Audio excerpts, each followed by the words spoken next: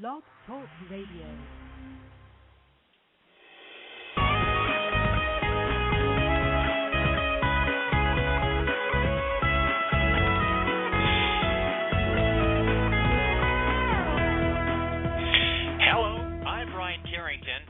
Listening to Call Talk for May 18th, 2011, and we have a huge show for you today.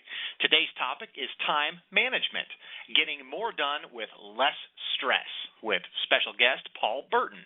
And be ready to email today, because later in the show, when we give the word, the first 5 people to email me will get a free copy of Paul's latest book, Focus Pocus, 24 Tricks for Regaining Command of Your Day. Sounds pretty good to me. Now, if you're listening live, we invite you to be a part of the show today and ask questions, and here's how you do it. You can email me at brian@benchmarkportal.com. It's spelled BRIAN. And you can also chat with us if you're logged in to calltalk.tv. If you're listening on the phone or just close to one, call this number, 347-857-3117, and make sure to press the number 1 on your phone to let me know that you have a question, and I'll do my best to get you in. And today we have a very special offer to our live listeners. Not only are we going to give away 5 of Paul's books, but in conjunction with Vocal Labs, we are going to give someone our Phase 1 IVR assessment for 50% off. So look like a hero and bring this to the next budget meeting. We'll do it through the email, so listen close and be ready to type. I want to remind everyone that all of our shows are archived and available to listen to at calltalk.tv any time of the day. Now, speaking of that, as you know, I'm not into slowing the show down with a ton of announcements, and we like to get right into the meat of the show. But today, I'd like to step outside of our format and tell you a little bit about the history of Call Talk. Benchmark Portal started the show over 3 years ago, and although our continual growth is wonderful, the reason behind the show is even more important. As consultants, Benchmark Portal, by nature, sets out to help people, and one of the reasons that I was excited to become a part of the team here was our president's vision to create a community for call center managers and directors just like you, and where ideas and best practices could be shared. Call Talk is a platform he came up with to do this, and you've likely noticed that we strive to keep it vendor-free. We don't have any paid sponsorship or anything of that nature, and we'll never ask any of it from you. But our team chips in during our free time to help put together these shows, and we really hope that you're able to take home some of the ideas shared here and better your life and business. So to expand on that concept, and in consideration of many comments that we received, we are excited to let you know about another platform that we're setting out to establish for the call center industry. And this one, though, a little different than Call Talk, is face-to-face. We're calling it our Call Center Campus Week. This event will gather the top certified centers of excellence and industry experts to explore new trends and best practices. This call center campus will, of course, include the usual certifications we like to offer for management, workforce management, social media, and quality monitoring. But 2 really cool and totally new things about it will be a special night of networking on Thursday and an executive roundtable discussion on Friday. We feel this is unlike any other event for the call center industry, and that you can receive call center certifications, but also meet best-in-class call centers and discuss future trends that are emerging with peers in your industry. It's set for October 11th through 14th of this year, 2011, and held at the New York Hotel. Of course, you can register on our website at benchmarkportal.com, but if you have any other questions or comments for that matter, send them my way at benchmarkportal.com. We're really excited about this. Okay, so let's step back into the normal format and get the show rolling, as I'd like to introduce the host of Call Talk, Bruce Belfiore. Well, thank you very much, Brian, and welcome back to Call Talk, everyone. As Brian mentioned, today's topic is time management, and we have brought in a true expert who has ideas to share that will add minutes to your day and possibly years to your life. We're welcoming Paul H. Burton, also known as Bruce, Time in a Bottle Burton. I'm not sure we can hear you. Oh, okay. Can you hear me now? Hello? Paul, can you hear me? Hello? I can hear everybody. Okay, you can hear me, Paul, as well? I can hear you, Bruce. Okay, Brian, can you hear me? No. Okay. Well, we will continue because hopefully our listeners can hear us, and hopefully Brian will be able to as well. Anyway, as I mentioned, we're welcoming Paul H. Burton, who I call Time in a Bottle Burton. And in past lives, Paul has been a corporate finance attorney for a law firm where he learned more about billing time than actually saving it. He became a professional services director for a software company and a dot-com entrepreneur. And for the past 6 years, he's been a speaker, author, trainer, and coach, helping clients to regain control of their day, get more done, and enjoy greater career and personal success. And to help you do that, Paul is donating 5 of his books to give away on the live show today, as Brian mentioned. So it's my pleasure to welcome Paul Burton. Thank you, Bruce. I really appreciate the opportunity to talk with your audience. Okay, great. Well, Paul, you've had quite a career, lawyer to dot-com entrepreneur to time management consultant. Well, what's the common thread in all these things that you've been doing? Well, that's a hindsight sort of thing, but really the common thread from my background is that I'm very process-driven.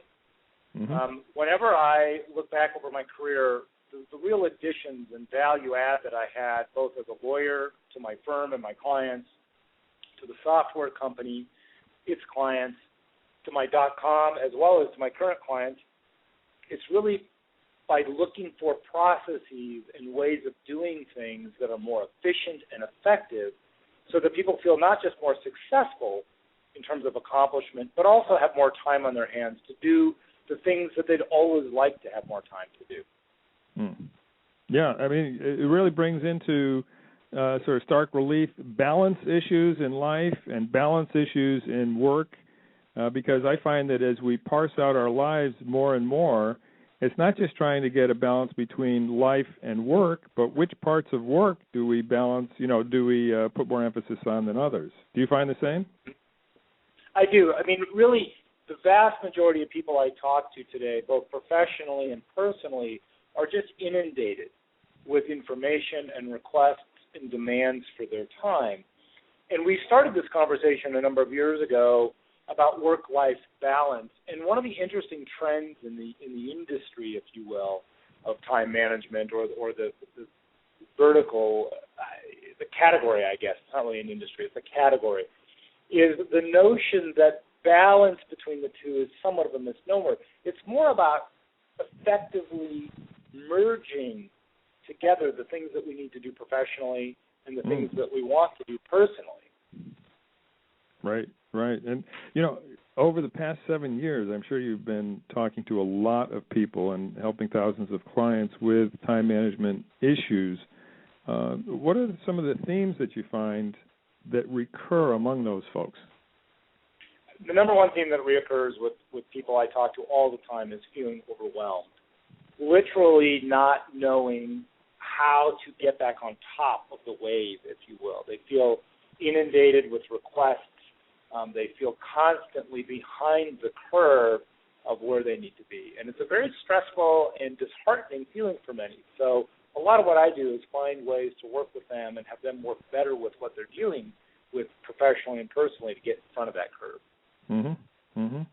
And, you've got those 24 tricks in your Focus Pocus book, the great book. What are the top 3 recommendations you'd make to our listeners who are experiencing some of those same challenges?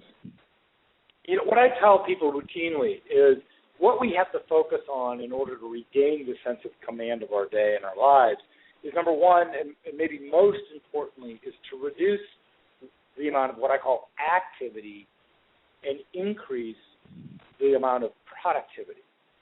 So whenever you're chasing about, part of what you have to ask yourself is, am I actually getting anything done? Or am I literally just chasing around, feeling very busy, but not really advancing the ball, not really moving forward? And it's kind of like treading water versus swimming. There's a lot of different tips and tricks that focus on that, but you can ask yourself that question at a high level all the time without necessarily focusing on topical subject and say, am I getting anything done or not? Because if I'm not, the second very immediate question is, do I need to be doing this at all? The second recommendation I give people, and this is something that comes from the days of yore, pre-internet, pre-email, but it's something I think we need to reintroduce. It's called regularly surveying your environment. We run day to day to day, and we become very reactionary in the way we deal with things. One way to regain command of that is to stop periodically, at least 3 times a day, morning, noon, at night is my preference. Look at what's on your plate. Decide what is and isn't going to get done based on what you know of the day. Adjust that at noon, and obviously readjust at the end of the day, because whatever left on that plate at the end of the day is not going to happen today.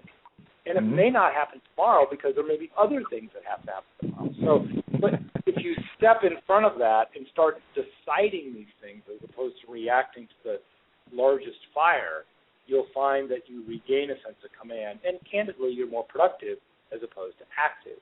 And then probably, if we look at a specific recommendation, a third very specific recommendation, it would be to create what I call a designated workspace. And by that I mean clear an area on your desk, preferably the 4 corners of your desk, of everything. Your monitor, your pens, your pencils, pictures of the kids, the paperwork, the stacks, the various things that can clutter up your desk, and create literally a quiet space. And place the work that you're working on in that space so that you can become laser focused on that. All of the accoutrements that are on your desk right now cause you to be slightly distracted all the time because of our 120-degree peripheral vision. So by eliminating the effects of peripheral vision and creating a designated workspace, you will, in fact, have a quieter work environment, you will be more focused, and you will get more done. Okay. No, I like those. And actually just thinking about what you're saying, the first one was, do I need to be doing this at all? And I think there's actually 2 parts there. One is, does this need to be done, right? And second, do I need to be doing it? And since most of our listeners are managers, and they do have folks reporting to them, and also they do have, in many cases, an opportunity to at least argue for additional technology. One of the things that perhaps can be a takeaway for folks on the show right now is, are there things that you can delegate?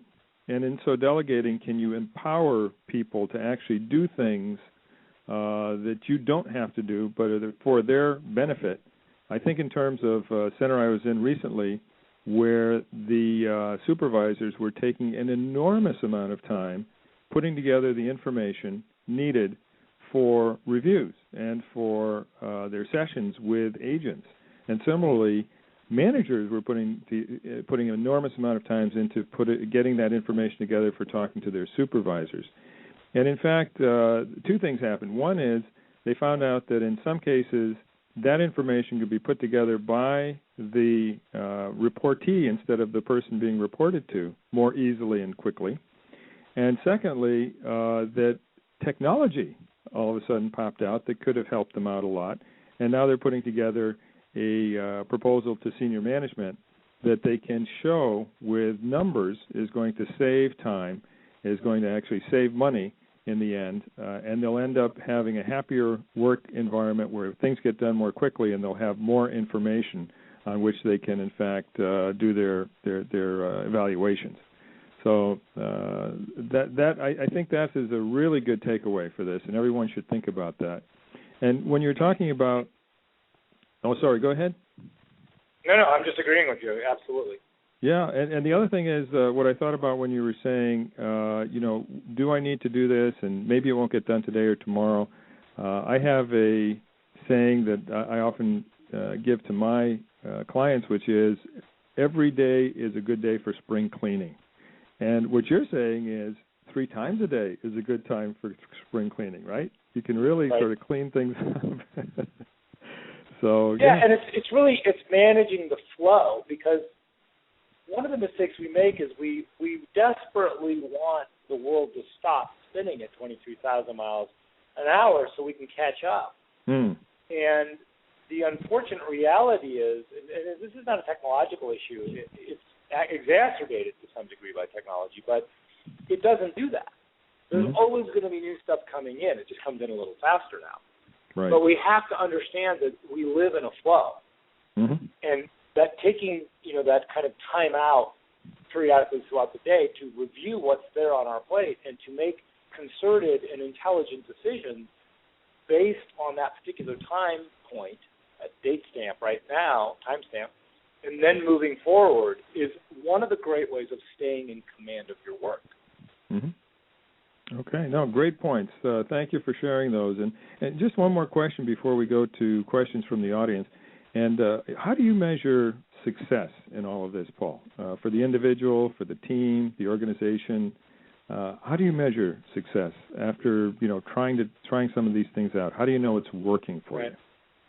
Well, there are three basic metrics that I measure success by. As a former attorney, it won't surprise anybody to know that I think in terms of 6-minute increments, billing to the tenth of the hour. I know. I've been charged in those 6-minute increments, so I know. Yeah, right?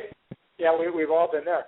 And one of the things that I talk to my prospective clients about is, look, if we can increase productivity by 6 minutes a day, 1/10 of an hour each day, aggregated out over the course of a year, an average work year, we're talking about 24 additional hours of productivity.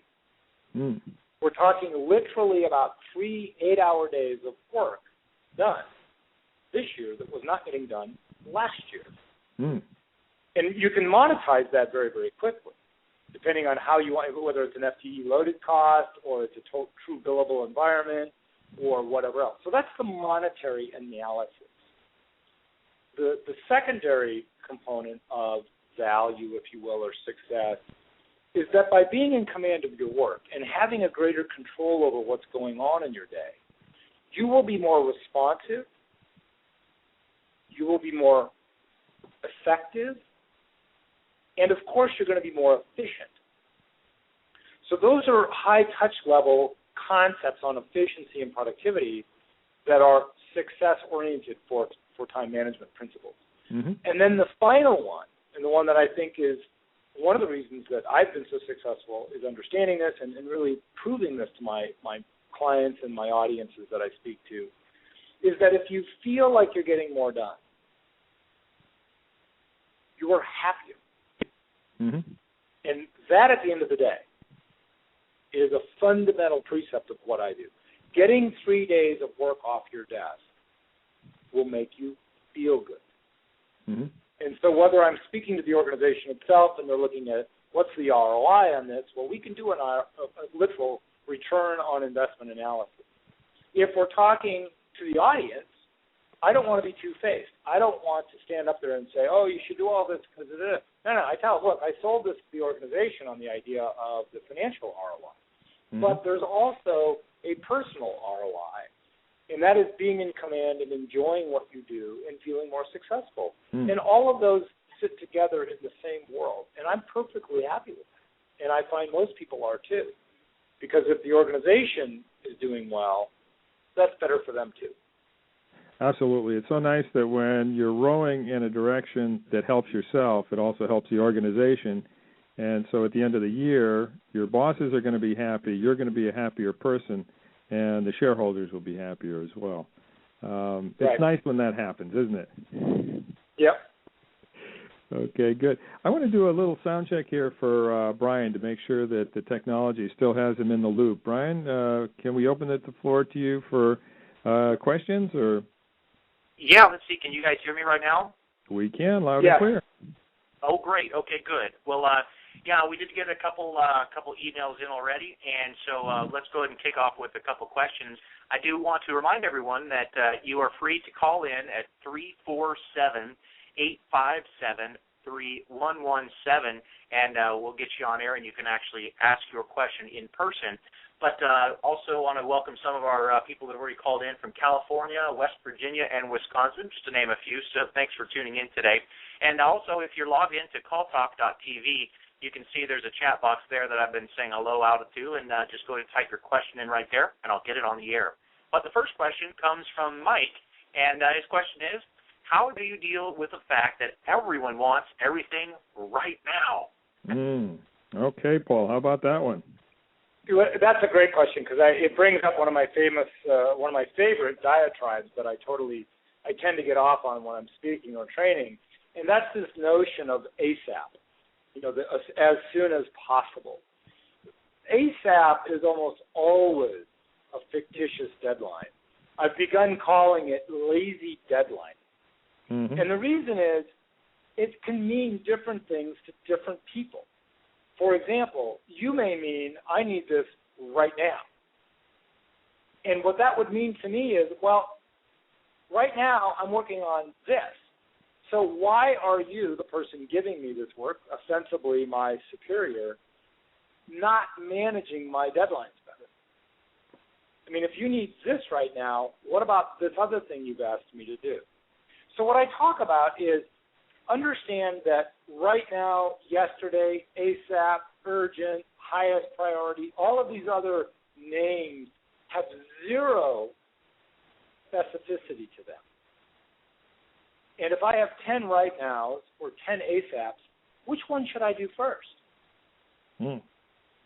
That's why I call it lazy deadline. It's a manager's responsibility to manage deadlines as well as workflow. It is the individual worker's responsibility to manage their environment. So if they aren't getting good deadlines, there are diplomatic ways you can respond to that sort of request. You can politely inquire whether a specific date and time would be acceptable. So, for example, thank you, Mike. I'd love to work on that right now for you. I'm working on a couple of other things right now. Would Thursday, tomorrow, at 2 o'clock be acceptable? Now, I've gone from right now to Thursday at 2 o'clock. And what we've started is a conversation that has some specificity built into it. Yeah. Or, Mike, I understand that you need this right now. Here are the 3 other things that I'm working on for manager X. Would you like to talk with her to make sure that it's okay that I put yours in front? And again, it's not my responsibility for the 2 managers to determine which of the things are most important. It's their responsibility. And what we've done is we've gotten lazy about that. We keep shoving it down, and what we're doing to the people who are working for us, and I own a .com that has 7 people working for me. I'm being lazy. I'm just stressing them out by not working harder myself to provide specificity. So if you're in the recipient chair, look for ways to diplomatically request a specific date and time, even if it's 5 o'clock today, because that gives you, right now on the West Coast, which is where I am, it's a little after 1 o'clock. That at least gives me 3.5, 4 hours to manage it into my schedule. Mm-hmm. Okay, no, great takeaway there. I'm just wondering if I hope that the people who report to me are listening or not. I'm not quite sure. But anyway, no, I've been in that position too, Paul, where, after having responded to something that says ASAP, urgent, all that kind of stuff, I sort of feel like sap, because I find out later on that it really wasn't that urgent. Right. And so ASAP, turns into feeling like a sap if you don't manage it. And I think what you just gave us are some really good takeaways for concretely working with people who hand us those ASAP requests, and also for those of us who tend to give the ASAP requests, some things to think about in terms of doing it more responsibly. Right. Yeah, deadlining is a team sport, that's for sure. That's a good one, yeah. To get it over the goal line, you need to, have everybody on the team. Okay, right. Well, do we have another question, Brian? Yes, we do, and thanks for the insight on that. That was very interesting. I think I even asked a colleague to do something ASAP today, so I'll take that one to heart for sure. This is a universal sin, I think, in today's world. But anyway, go ahead. Okay, this next one comes from Leslie. And her question is, what's the best way to stay caught up with email? Oh, my goodness. Good question. It's a great question. I mean, email is the boon and the bane of modern existence. When nobody could effectively do their jobs without it, and at the same time, we just all wish it would go away. The reality is it's not going to, and it's a form of communication that when used properly is highly effective, as are the others, texting and phone calls and the old school face-to-face meetings. But what I tell people is, oh, can you hear me? I can, yes. Okay, yeah, I had a strange blink come up on my end. So I'm going to continue answering that question. There are two things I think you can do with email to make it at least a little better. First is create a good filing system, whether it's in your email client itself, through folders and subfolders, or through your company's document management system, if in fact they have one established on the company servers. And then use the move to folder function, which you can find in almost all email clients. Microsoft Outlook and Lotus Notes both have this. Others do have some form of move. Google Apps has it. Yahoo has it. So there are ways to move emails into these folders. And these are emails that simply don't need to be in your inbox anymore. Just get the junk out. Either delete it or file it away just like you do paperwork so that the clutter is gone and you can see better what really is on your plate in terms of your email inbox. Secondly, do not respond to every email as it arrives in your inbox. That is literally just self-inflicted interruptions. Turn off any new email alerts that you have, and periodically throughout the day check your email. And periodically can mean every 15 minutes.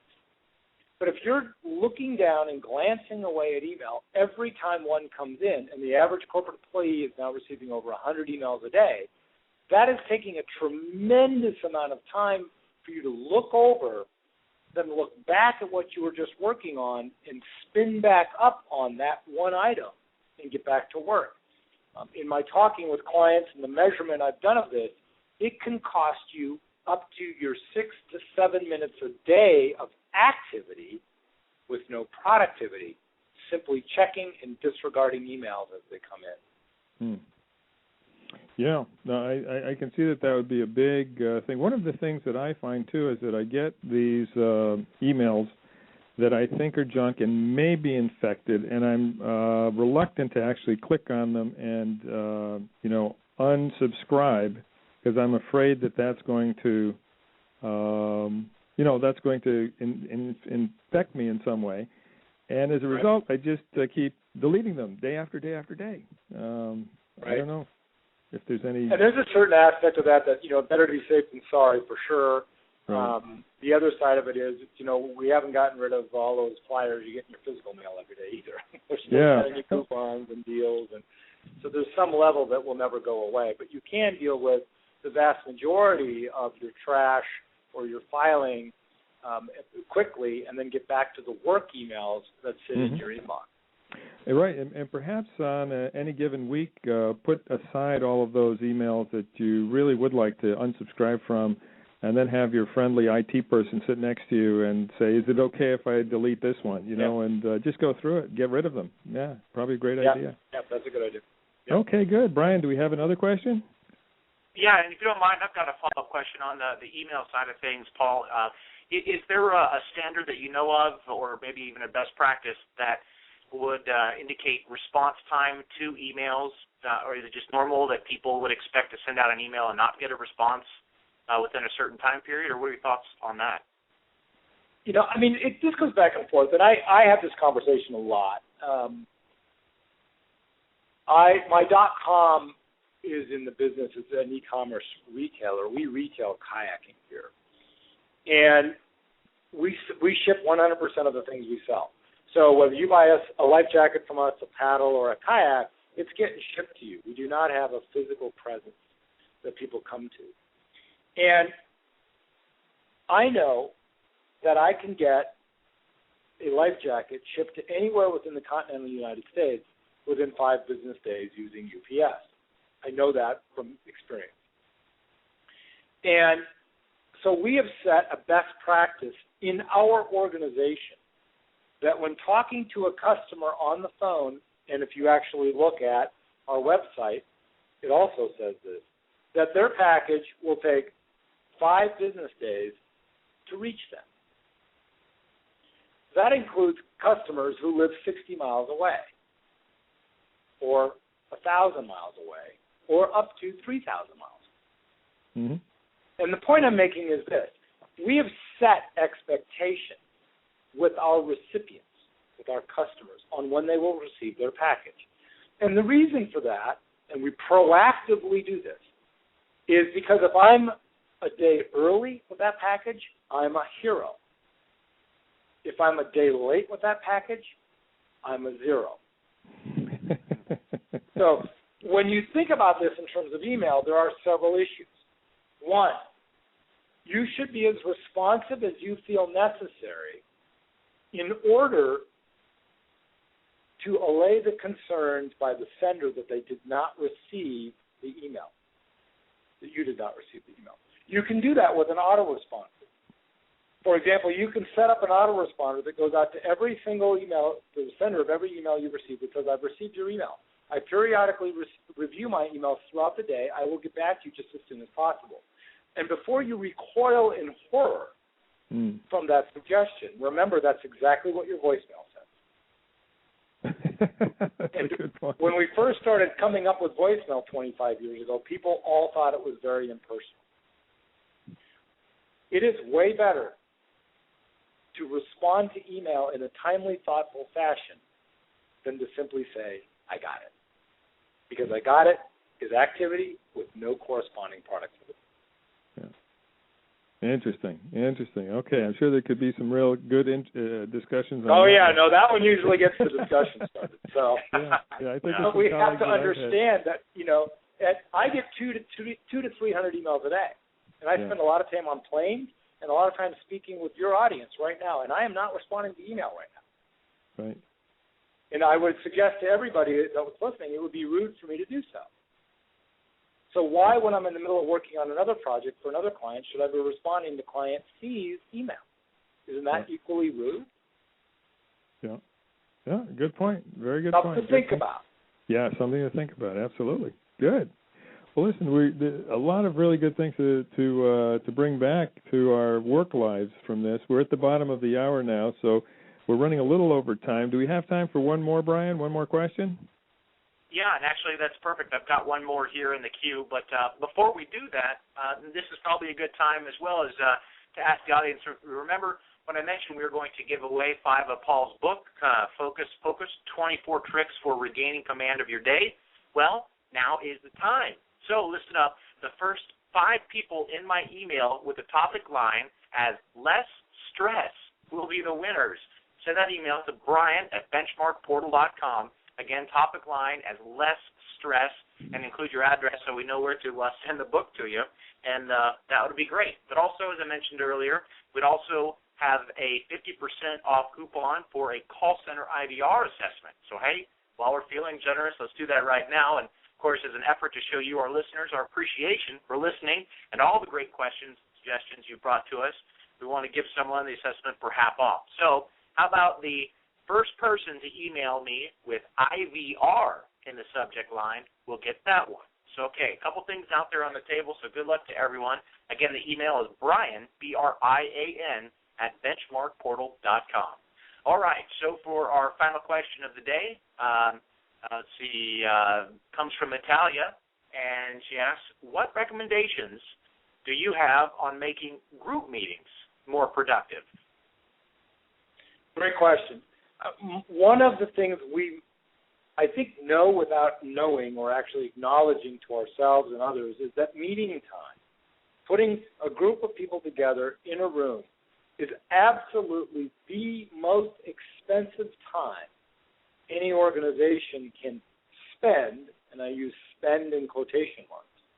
We put a bunch of very well-paid, hopefully, people in a room together, and now we need to make them as efficient as possible so that that time, that collective time spent, is effective and productive for each other and for the organization.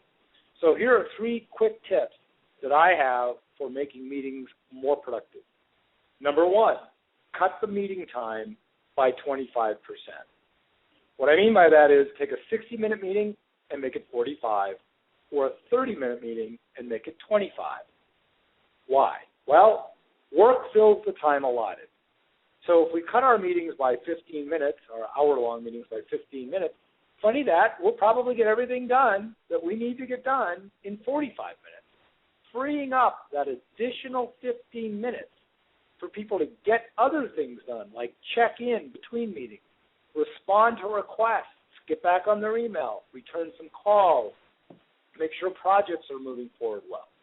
There's 15 additional minutes. That's almost 3/10 of productivity right there by cutting meeting length to 45 minutes.